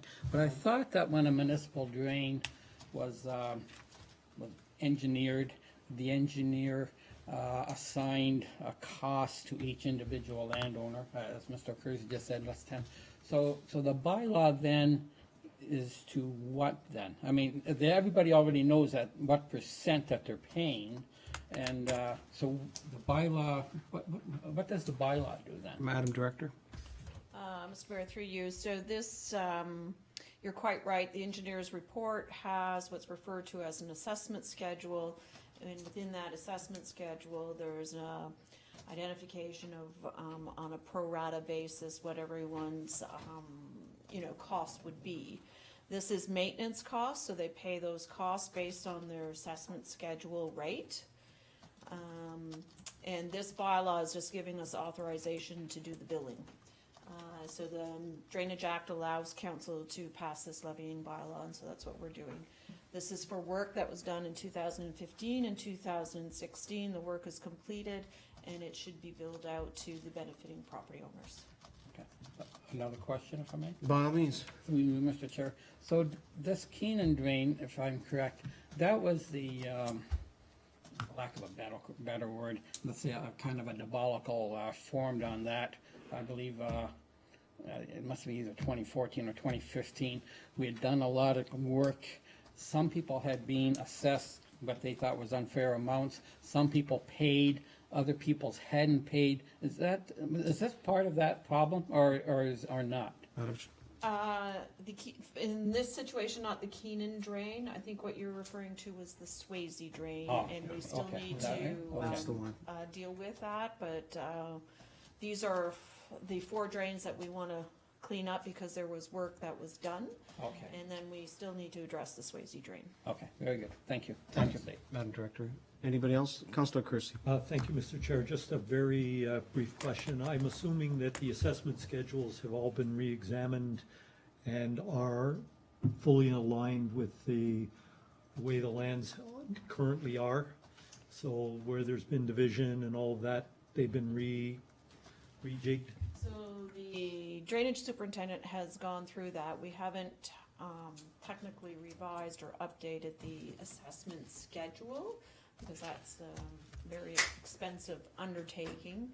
But where we know where there have been consents done and splits done, we've tried to do that kind of aligning. And I know this drainage superintendent and our asset manager have been working on this over the last number of months, and so getting it to the point where we're ready to build. So it's been a considerable amount of effort, yes. Very good. Thank you. Other questions? Hearing none. All in favor? Thank you so much.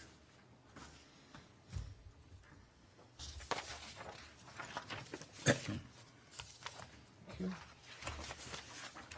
Next report, proposed telecommunications tower at 1139 Effingham Street.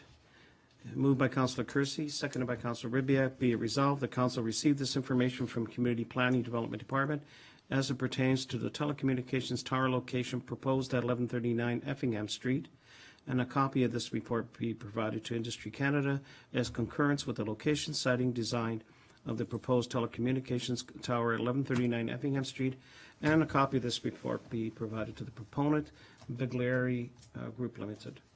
Comments, questions? Councillor Revere.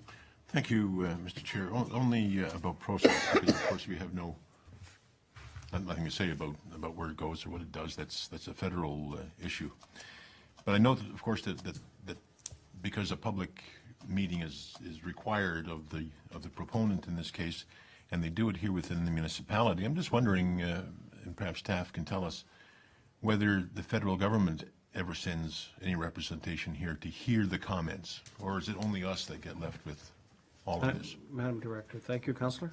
Yes, through you,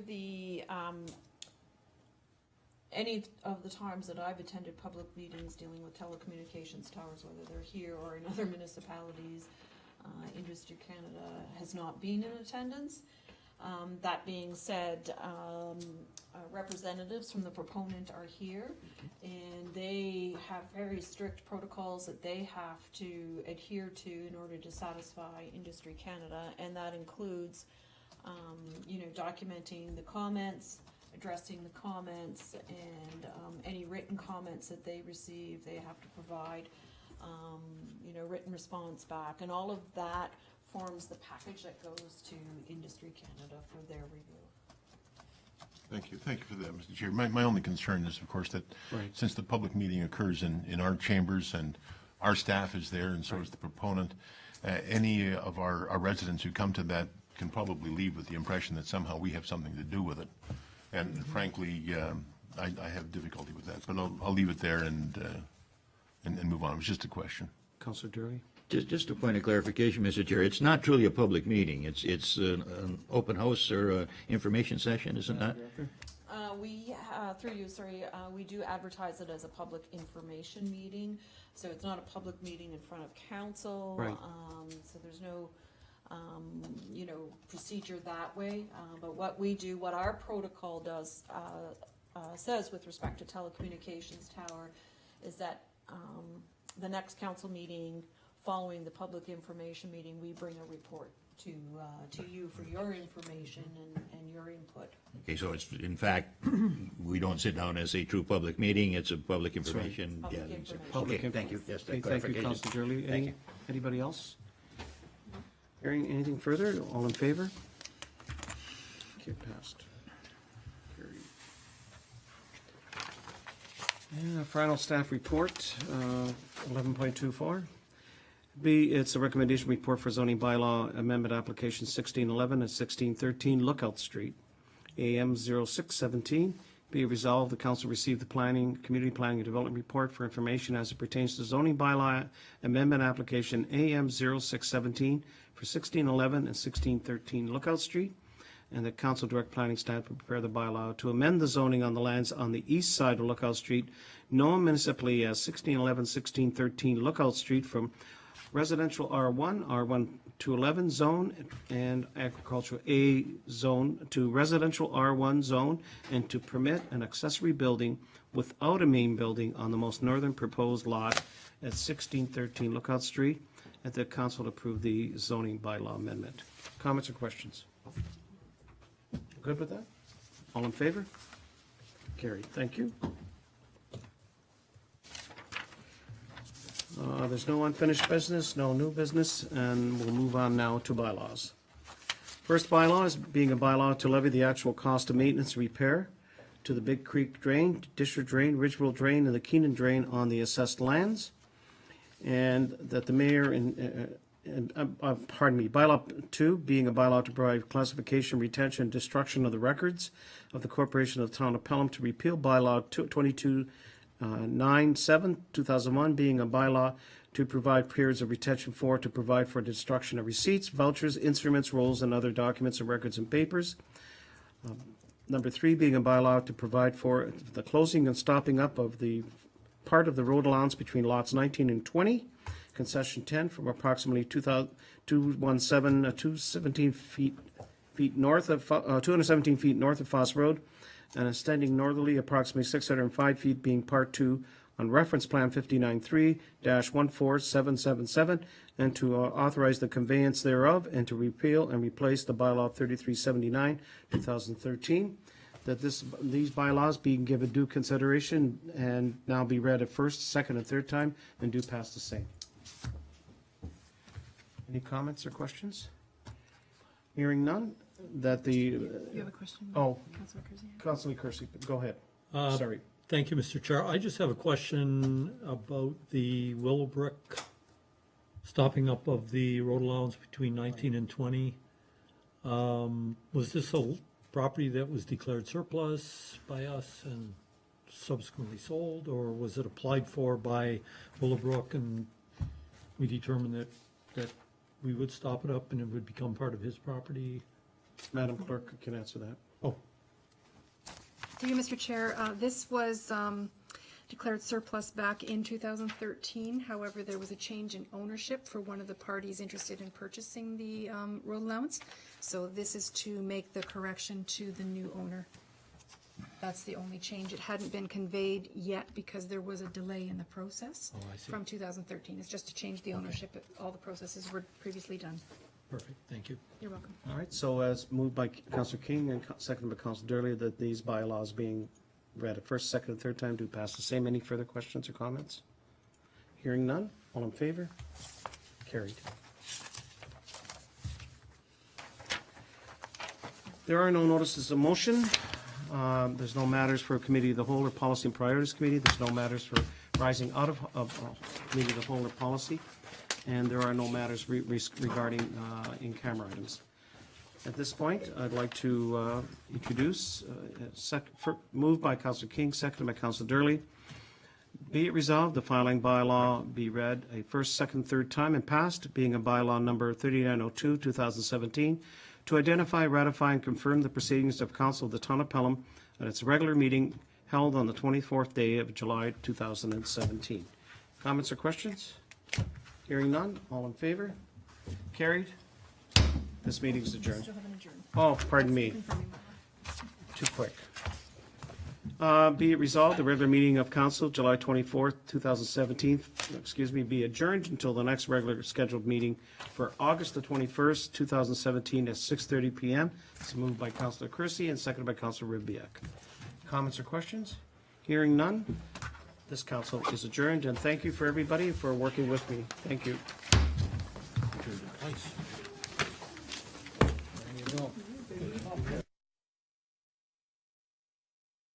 I would like is that